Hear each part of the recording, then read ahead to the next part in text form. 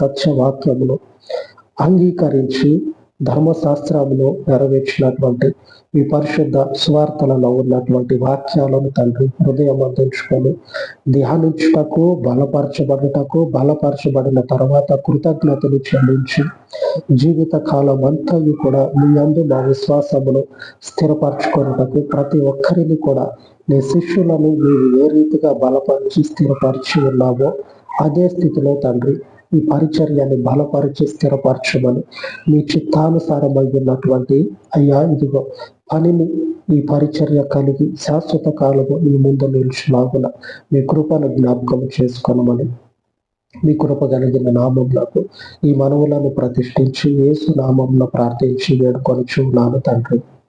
ఆమేన్, ఆమేన్. మన పరిశుద్ధుడైన దేవుని కృప నిత్యము మనకు తోడై ఉండను గాక. ఆమేన్, ఆమేన్.